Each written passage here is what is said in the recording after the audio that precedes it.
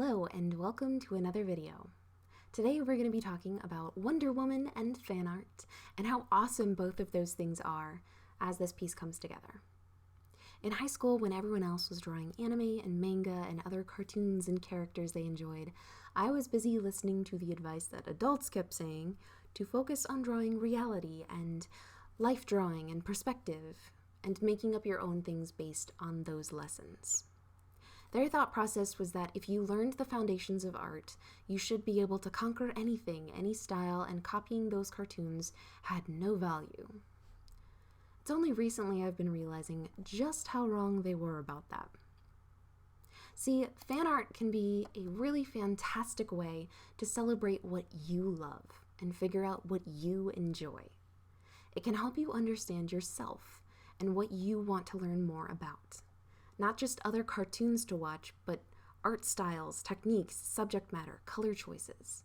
You can do anything with art, and that can be really overwhelming. You can lose yourself in that, and using your interest in stories from movies, shows, or books, that can act as a guiding force. This piece I actually did for someone else who loves Wonder Woman. I hadn't even seen the movie at the time that I did this, but I did use it as an excuse to watch it later, and I really loved it. First of all, Gal Gadot, hello. Second of all, this was a very different superhero movie than what I've gotten used to seeing.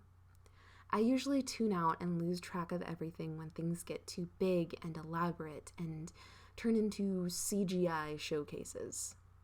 And sure, that happens a little bit in Wonder Woman too, at the big boss fight near the end, but the vast majority of the movie, she's fighting humans in the First World War.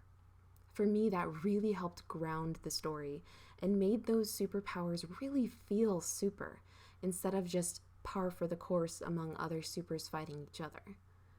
She also has a very different backstory compared to most heroes we see. Instead of some tragic upbringing or losses of parents or failed medical experiment, whatnot, Wonder Woman comes from an island of peace, where it's just all strong women who support each other and love each other, and Diana chooses to leave that in hopes of bringing some of that peace and love to the outside world too. That same support we see in the movie was seen as the actors prepared for the film too.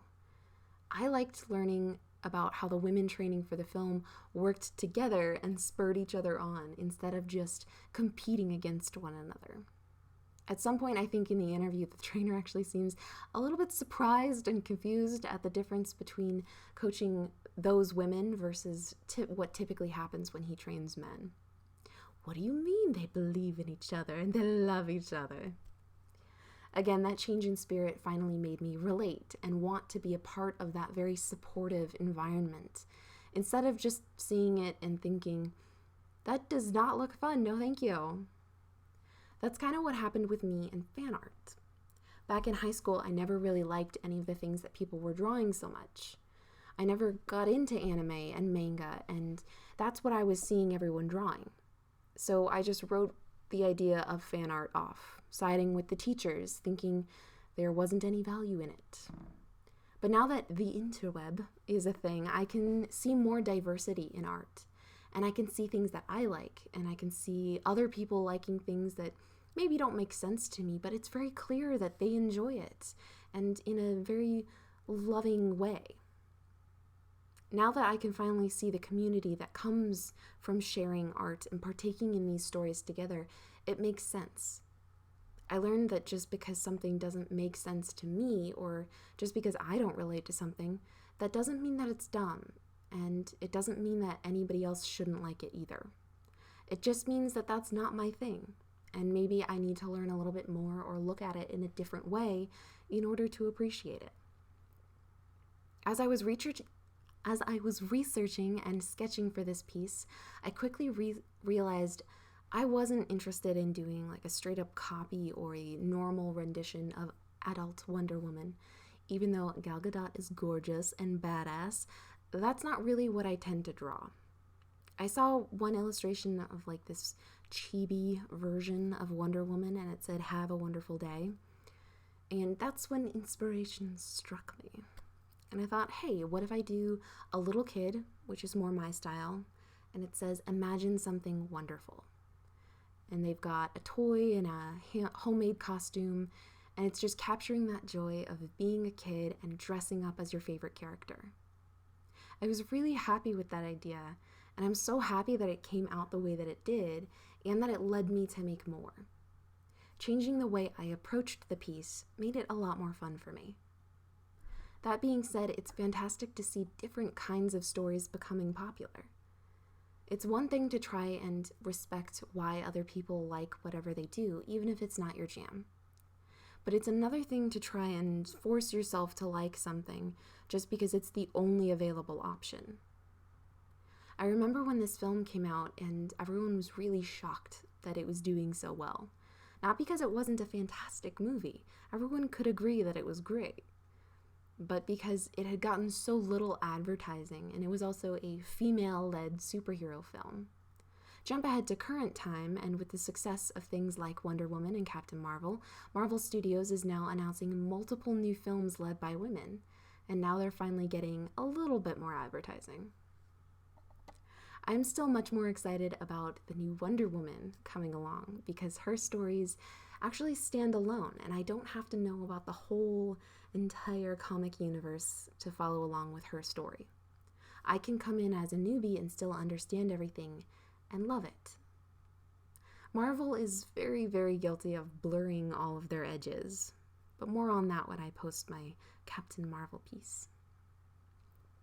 I realized a lot of art channels, mine included, are geared for people who already know about art and the software, and there's a lot of good reasons for that. But talking about art in a way that non-artists can understand too is something I'd like to get better at. I'm working in Photoshop on a Huion pen display. That's a monitor you can use a stylus to draw on. While it's much more affordable than the Wacom Cintiqs that used to be the only option, it's still a hefty price tag for a casual artist to indulge in. So this is more for somebody who knows that they're going to be using it quite a lot. I'm using mostly Kyle's brushes, which now just come built into Photoshop, but mine were downloaded separately, as well as one from Danica Sills, a fellow YouTube artist. I use these brushes because they either offer textured edges or textured painting, and it feels a little bit more traditional in the textures that it offers and the way that it paints in the program. I usually use only 2 or 3 brushes for the characters, and other brushes don't come in until I'm doing textured background elements. I landed on this pose and this composition after looking at a lot of Wonder Woman posters. She had a few poses that were either just standing or were somewhat dynamic, but her signature pose was doing that X with her arms in front of her. I think that looks pretty cool in the photo posters, and it doesn't quite work as well with the simplified illustrations that I do. For those more dynamic poses that offer a very clear silhouette work the best. I found a poster with Gal Gadot in a pose somewhat similar to this, but her sword arm is a little bit more away from camera, almost like she had just finished a swing of the sword and instead of charging with it. So I altered that in this piece so that in the simplified style I could use all of the lines to lead toward the sword and really emphasize that action. So that knee pointing toward the sword, the entire torso leaning forward, all of that to give it even more of a dynamic feel. I also liked that the shield was still visible, and it wasn't just hidden behind the other side of her, nor was it hiding any of her body. It was just pulled out behind her. This piece was quite easy as far as color choice went, up until the background.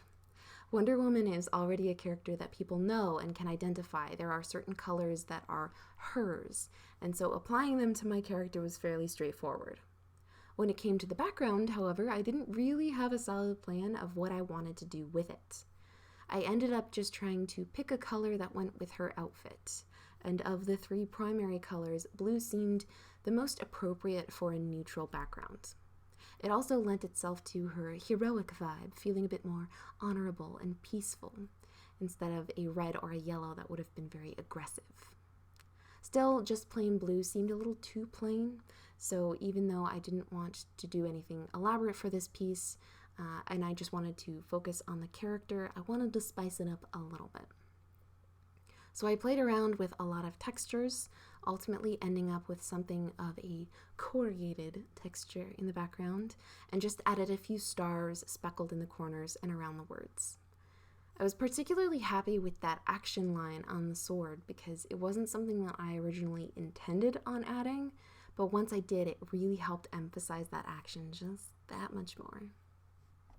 Overall, I'm pretty happy with how this piece came out. I think it's really cute, and it evokes that feeling of playing dress up as a kid, acting things out as your favorite character. This one was a little bit more fun than some of the other ones you guys will see in some upcoming videos, because she had a really iconic outfit that was easy to simplify even more than you'd see in the comics, and some great accessories to play with and play up that toy factor. If you've got any questions, please leave them down in the comments below, and I'll be happy to answer them. That just about does it for this piece. I hope you enjoyed. Thank you so much for watching, and I hope to see you next time.